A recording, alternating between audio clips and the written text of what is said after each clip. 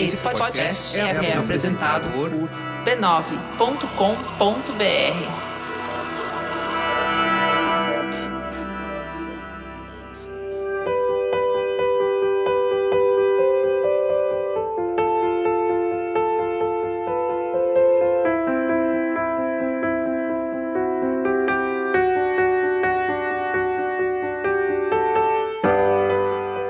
Bem-vindos ao Nosso Sangue, uma minissérie do Mamilos criada com apoio de Sempre Livre, para refletir sobre fatos e mitos a respeito da menstruação e a consequência disso na vida das mulheres. Em 4 capítulos, vamos procurar entender esse processo do ponto de vista fisiológico, mas também psicológico e cultural. Porque, muitas vezes, a gente tem tanto conflito com a menstruação. Será que isso é uma resposta exclusivamente íntima, pessoal, ou faz parte também do contexto social que a gente vive? A nossa ideia aqui é trazer informação e muita reflexão para que você que está nos ouvindo possa revisitar a sua relação com o seu ciclo menstrual, quer você goste dele ou não. E antes de começar, a gente gostaria de dizer que esse conteúdo ele se propõe a tratar de menstruação da forma mais inclusiva possível, para abranger todos os corpos que menstruam e as suas vivências em relação ao tema. A gente entende que tem questões estruturais da sociedade que em alguns momentos transformam essa discussão em predominantemente cisgênera. Mas a gente reconhece que a menstruação faz parte da vida de outras pessoas com útero funcional, como por exemplo,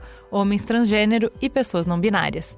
Por isso que a gente tentou, de verdade, com muita ajuda, produzir um conteúdo que integre essas experiências de forma plural.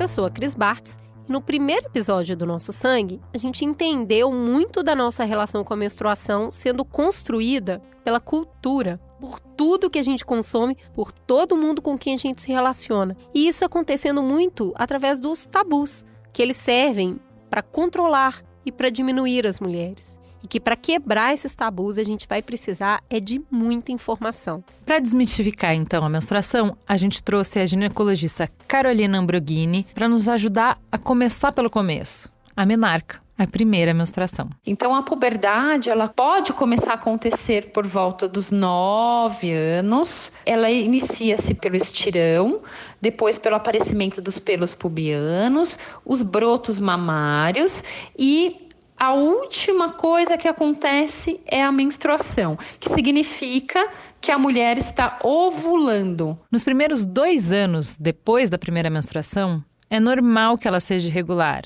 É um momento de variação hormonal. O corpo está aprendendo, está começando esse processo. Como que é, gente? Vamos lembrar como que é esses primeiros 2 anos depois da primeira menstruação. Ela é irregular, confusão, gente. É cheia de variação hormonal.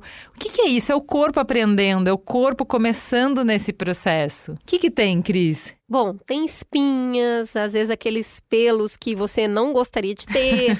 Às vezes a menstruação não vem simplesmente. Às vezes ela vem mais de uma vez por mês.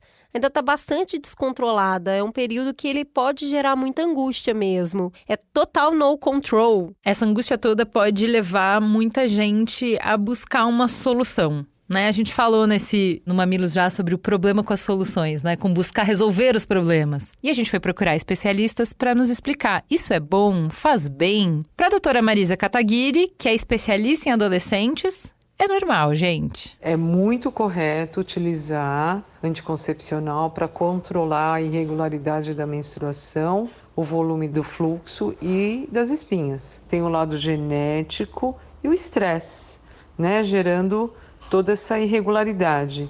E que para uma garota é necessário usar um anticoncepcional. Nesses momentos, até antes dos 18 anos, muitas ginecos acabam realizando o uso do anticoncepcional para tentar regularizar. Mas o Dr. Lucas Franco Pacheco, que é especialista em medicina antroposófica, essa saída é bem preocupante.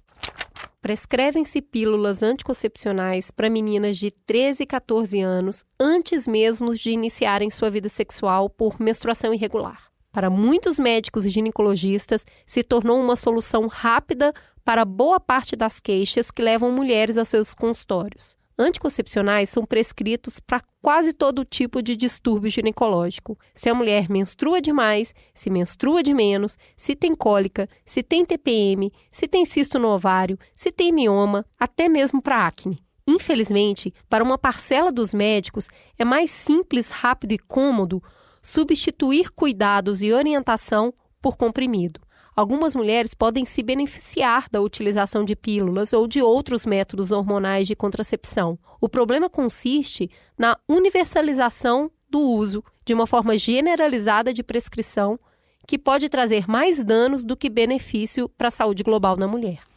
Para além de especialista, vamos escutar a experiência de uma mulher real que se descobriu nesse processo de buscar uma solução através do uso de anticoncepcionais.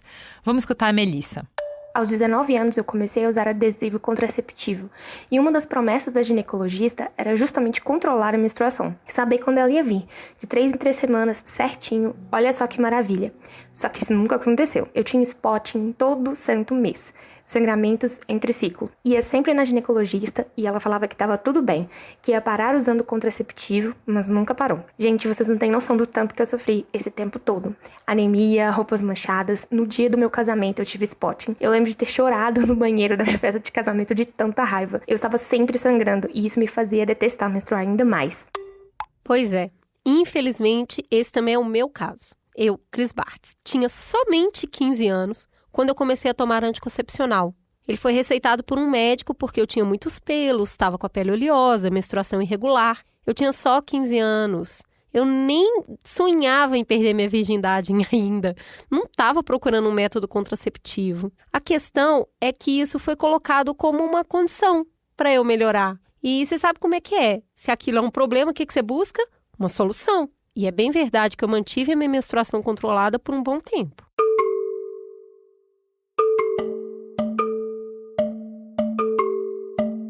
Quando a gente vai falar de menarca, tem um outro ponto que chama muita atenção. A questão de que a menstruação tem vindo cada vez mais cedo na vida de muitas garotas. A gente assistiu uma entrevista que o médico e especialista em puberdade Frank Biro deu para a BBC e ele disse que não existe uma razão simples para explicar por que a puberdade tem acontecido numa idade tão mais precoce. Mas ele conduziu com a equipe dele alguns estudos que destaca, entre as causas, o quanto a gente acaba ingerindo de hormônios e agrotóxicos através da nossa alimentação, o alto índice de massa corporal e também, olha só, mudanças climáticas. Esse negócio da menstruação chegar cada vez mais cedo, ele tem um custo físico e tem um custo emocional. E eu fiquei pensando que isso talvez pudesse responder a questão da reação da Tatá com a minha filha ter sido tão negativa. Daí fui correr atrás de quem? Psicóloga, né? Conversei com a doutora Alessandra Dutra, ela recebe dezenas de adolescentes no seu consultório, ela explica muito bem isso. Hoje em dia, a menstruação ela tá ocorrendo cada vez mais cedo na vida da menina, né? Então, não é incomum você ver uma menina de 9, 10, 11 anos de idade já menstruando. Então, quando isso ocorre, é diferente de uma menina de 13, 14, 15 anos, de umas gerações passadas, que era muito esperada, porque antigamente, quando isso ocorria, mostrava que ela já estava ficando pronta para uma nova fase da vida dela, né? Na fase da adolescência. Então, ela já estava pronta para o mundo sexual, ela já estava pronta para ter um bebê.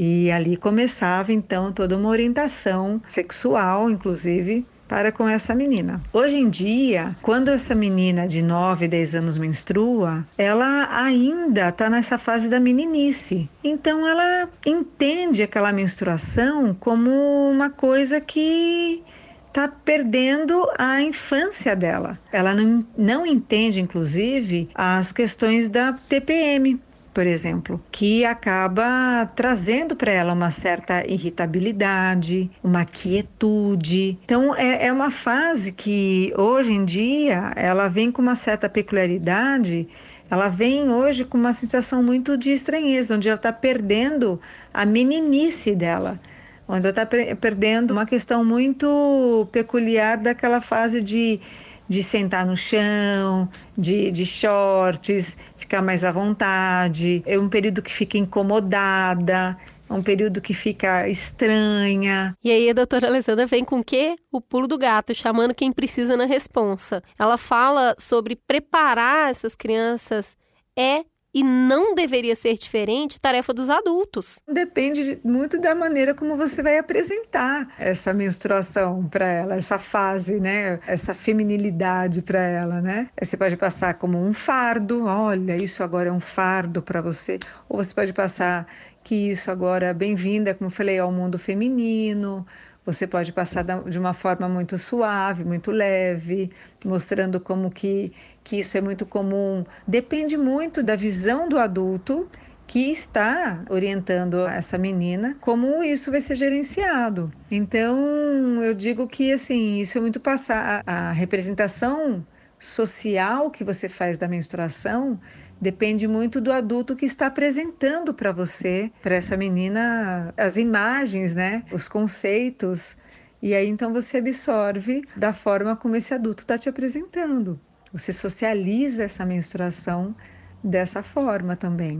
Então, ela pode aceitar muito bem ou ela pode simplesmente achar que é a pior coisa do mundo e incrementar, potencializar a TPM, por exemplo. Pois é.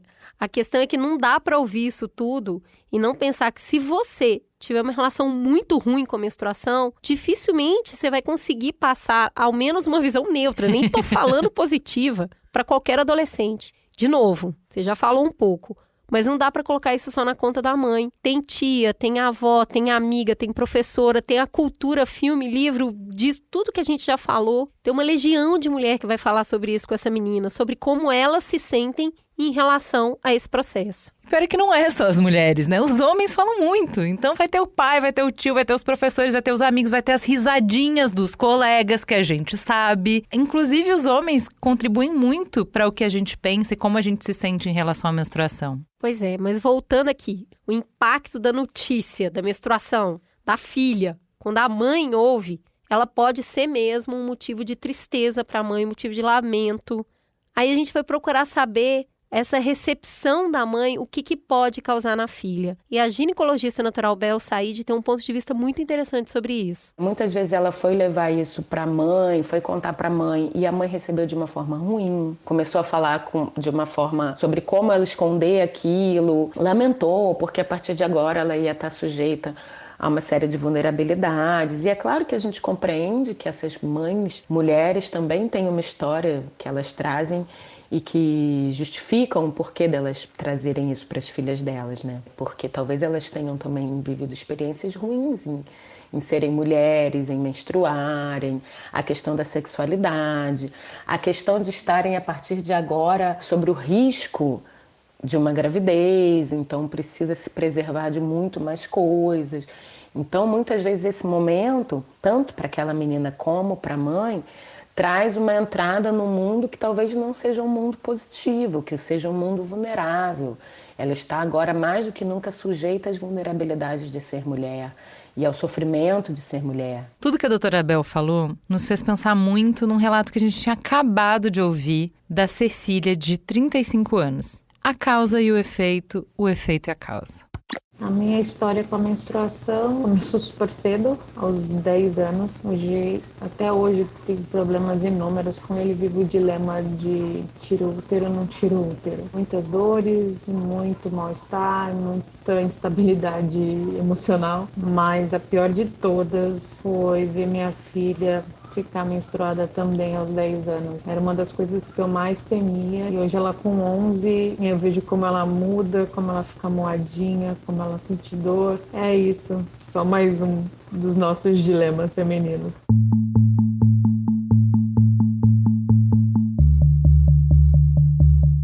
Mas aí, né, vamos lá. Tudo tem dois lados. Tem outras formas de experimentar a primeira menstruação. E aí a gente foi atrás de alguém que fala sobre isso. E não é um alguém qualquer, é uma pessoa que fala isso em redes sociais e fala isso desde sempre. E que é muito ouvida. E muito fofa. A gente conversou com a Maísa, que é apresentadora e acabou de completar 18 anos. Olha, minha primeira menstruação foi quando eu tinha 12 anos. Há 6 anos atrás, olha só. Já tô, experiente, já madura de menstruação. Foi numa ocasião bem inusitada, assim. Eu tava voltando do velório do meu bisavô, de uma viagem de 6 horas na madrugada. E aí, quando eu cheguei em casa, que eu fui fazer o primeiro xixi, eu tava menstruada. E aí, a primeira pessoa que ficou sabendo foi minha prima. Ela tem 13 anos hoje, mas na época ela era criança. E aí, ela foi a primeira pessoa pra quem eu contei. E ela ficou assim, ela gritou em casa: Tia Gi! Pra minha mãe: a Maísa ficou mocinha! E ela que me deu meu primeiro absorvente. Quando a gente perguntou se ela queria ou não ficar menstruada, se ela tava ansiosa pra isso, ela disse: Eu ficava, acho que eu quero, mas não sei se eu quero. Acho que eu quero só pra falar que eu menstruo, mas aí eu não sei se eu quero, porque nesses momentos que não convém pra mim, eu não quero. Aí eu ficava assim. Mas aí quando eu menstruei, acho que foi tipo, ok, vamos encarar isso e vamos viver com isso até uma certa idade. Diante dessa resposta tão natural, a gente quis dar uns passinhos atrás. A gente perguntou pra Maísa como foi que a mãe dela falou com ela sobre esse assunto. O que a tua mãe fez de tão certo que eu não devo estar fazendo, Maísa? A resposta só vem confirmar o que a doutora Alessandra tinha contado pra gente agora há pouco. Minha mãe sempre teve, assim, uma relação muito boa comigo, de diálogo mesmo, falar sobre tudo. Então, ela me ensinava, desde que eu tinha, sei lá, uns 8 anos, ela me chamava e falava assim: olha, filha, agora a mamãe vai trocar o absorvente. Ela me mostrava como ela fazia, pra eu ver. Eu entendo muito hoje que era, tipo, pra eu não ter uma relação de nojo com o meu próprio corpo. E também pra eu ver que era normal, pra eu estar preparada se acontecesse longe dela. Então, quando eu menstruei, eu sabia como usar o absorvente. E aí, minha mãe me ensinava como eu devia usar um absorvente e tal, que você pode sentir cólica, dor de cabeça, blá blá blá. Então, quando eu menstruei, tipo, aqueles sintomas, tudo que eu tava sentindo, foi estranho, lógico, porque na primeira vez, né, uma coisa bizarra. Que dor é essa que eu tô sentindo no meu útero? Que eu senti meu útero? Que estranho, ele tá aí o tempo todo. Mas eu não estava assustada. Eu sabia que milhares de mulheres passavam por isso também.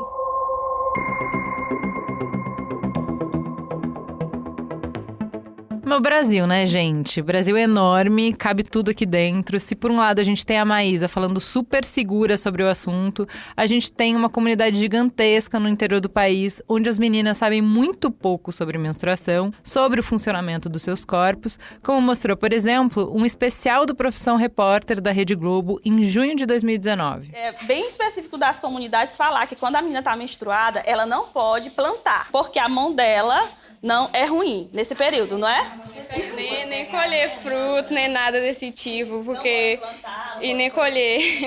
Gente, mas será que a gente tá tão ruim nesse período que a gente pode fazer isso? Eu acho que não sei.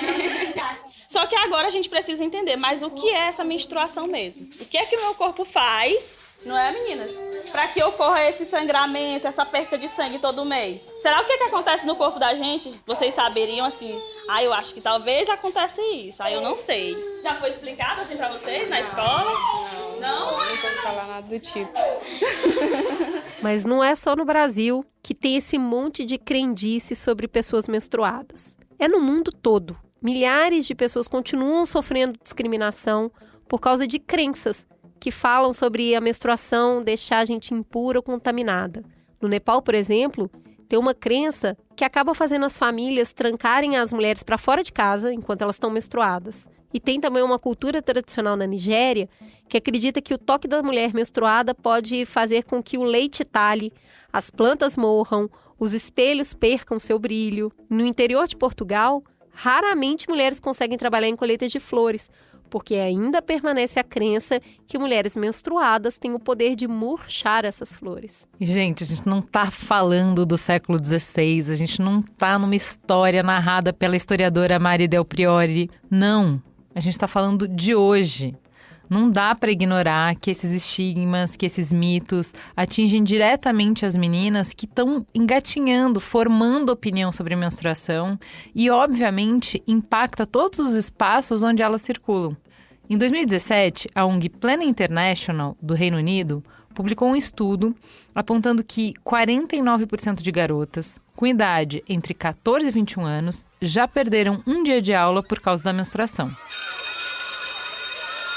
Segundo a pesquisa, 59% optaram por não contar o motivo da ausência em sala de aula e 82% delas revelaram que escondem seus absorventes dos colegas. Gente, é a cena mais familiar para toda pessoa que menstrua. Esse mocosear de como é que eu vou fazer agora? Eu tô no meio da empresa, eu preciso levantar, eu preciso ir no banheiro. Ninguém pode saber, tipo, é um segredo de Estado. Exato. Por quê? Porque é um segredo. E a gente acha que é um segredo, porque levantou, foi com a necessaire pro banheiro, todo mundo já sabe que é porque tá menstruada.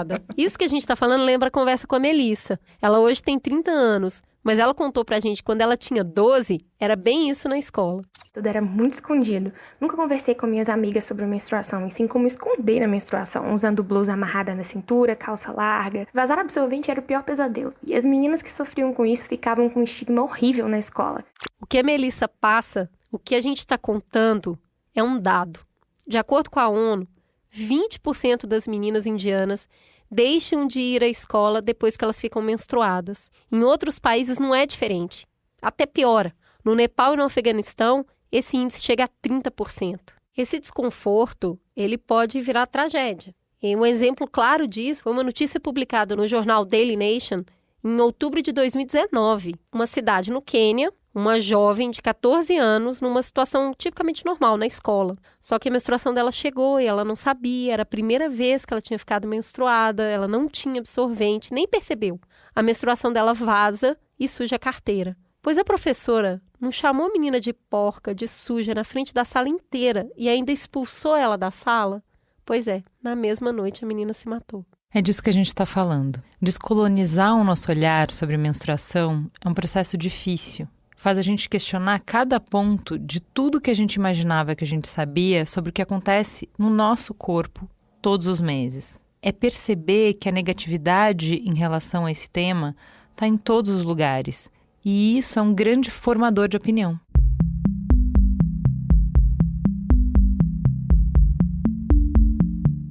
Viver esse ciclo menstrual é muito mais do que sangrar. Esse processo, ele impacta o corpo inteiro. Eu acho que todo mundo que está nos ouvindo e já menstruou, que menstrua, percebe isso.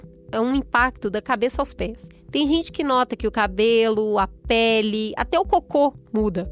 Tem cólica, tem enxaqueca, libido mais alta, seio mais redondo, instinto aguçado, criatividade mais potente, sensibilidade emocional e física.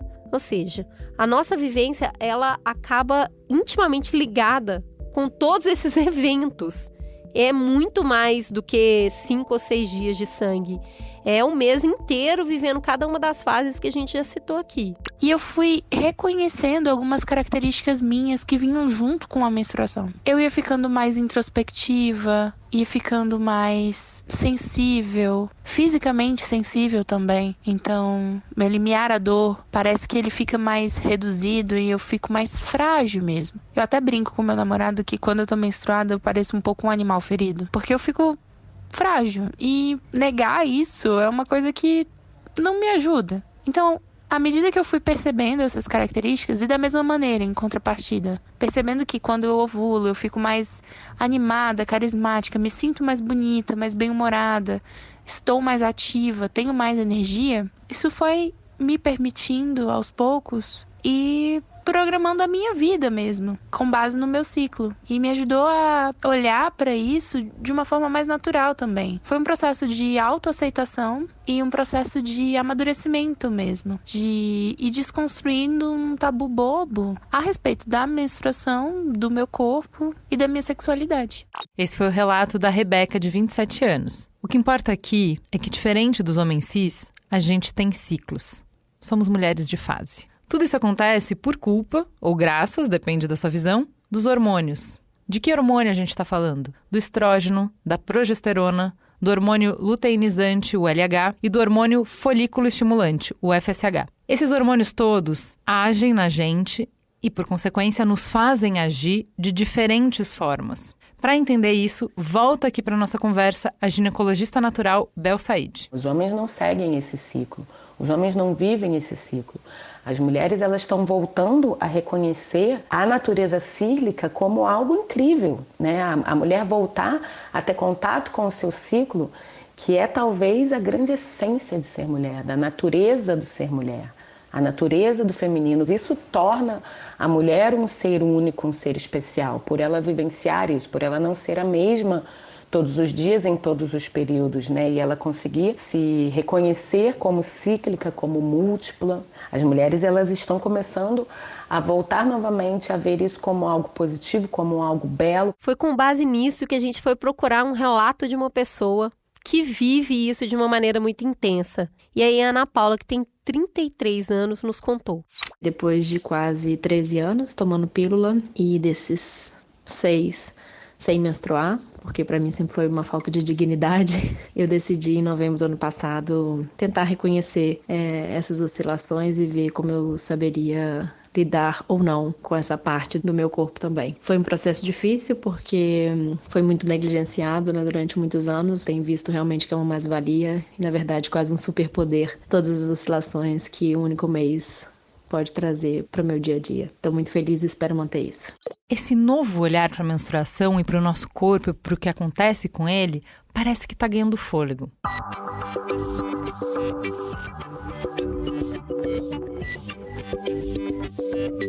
Em 2018, a Abril Inteligência falou com quase 9 mil garotas de todo o Brasil sobre menstruação. Quando elas tiveram que descrever o que era a menstruação para elas, menos de 5% dessas meninas associou o sangramento mensal a alguma coisa nojenta. Mas essa visão natural, mais natural da menstruação, ela não se dá para todos. Ela se dá especialmente dentre as garotas que têm mais acesso à informação. Essa informação que pode estar dentro de casa, na conversa com a mãe, com as irmãs, com todas as mulheres do ciclo, seja pesquisando sobre o tema na internet, seja na escola. Quanto mais informada, aí é aquilo. Menos medo, menos vergonha, mais confiança. Aí a gente conversou com a Laís, que tem 19 anos e é caloura de letra na USP, que é um bom exemplo sobre isso que a gente está falando. Eu tenho uma relação muito boa com a minha menstruação. Eu acho que percebi meu sangue de uma forma mais carinhosa e empoderada, de perceber que é um sangue sem violência. A pesquisa da Abril Inteligência também identificou que muitas dessas meninas têm um desejo grande de que a menstruação deixe de ser tabu. Elas querem falar sobre isso livremente. Por isso que tabu foi a terceira palavra mais citada na pesquisa. A gente consegue perceber com isso que quanto mais naturalmente esse tema for abordado, melhor vai ser para as pessoas que menstruam, que se munem de informação, que vão saber mais sobre o próprio corpo e sobre saúde. E eu acredito que a gente deva respeitar as fases desse aprendizado, né? A gente tem meninas que têm uma percepção, a gente vai ter adolescentes com outra percepção, jovens com outra percepção. As informações também precisam chegar de maneira que ela se sinta confortável e desbravar por ela mesma esse universo.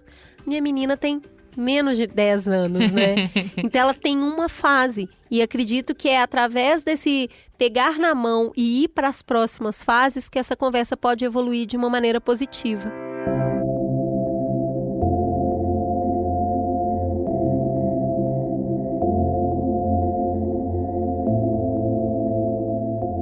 Nesse segundo episódio do Nosso Sangue, a gente explorou o começo do ciclo menstrual e como a menstruação impacta a vida pessoal e social de diferentes mulheres. No próximo episódio, a gente vai investigar uma questão que toda pessoa que menstrua já deve ter pensado: menstruar ou não menstruar? Eis a questão. Até lá, vem com a gente.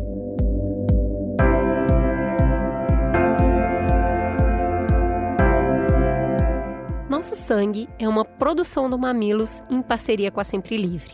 Sempre Livre foi lançada em 1974 e desde então trabalha para deixar as mulheres mais seguras e confiantes no dia a dia com o seu ciclo menstrual. Atualmente, a marca oferece 12 tipos diferentes de absorventes, com variados tipos de cobertura, com ou sem abas, para diferentes intensidades de fluxo e, mais recentemente, a calcinha absorvente. Tudo isso para respeitar e acolher a diversidade de corpos que menstruam. Sempre Livre também foi a primeira marca de absorventes a utilizar um líquido sintético vermelho ao invés do tradicional líquido azul. Parece uma mudança simples, mas foi um grande passo em direção à quebra de tabus sobre a menstruação. Esse também é o objetivo da marca ao apoiar a minissérie Nosso Sangue.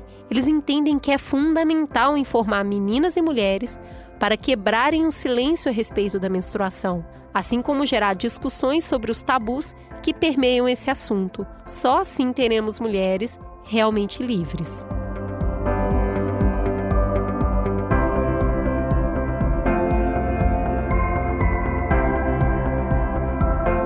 A minissérie do Mamilos Nosso Sangue é uma produção do B9. A coordenação geral é de Carlos Merigo, Juliana Valauer e Cris Bartz. Direção, Alexandre Potashev. Produção, Beatriz Fioroto. Roteiro, Cris Bartz, com apoio de Iago Vinícius. Edição, Mariana Leão, com trilha musical de Andy Lopes. Identidade visual, Bárbara Siewert. Coordenação digital, AG Barros, Pedro Estraza e Lucas de Brito. Atendimento e comercialização, Raquel Casmala, Camila Maza e Thelma Zenaro. Apresentação, Ju Valauer e Cris Bartz.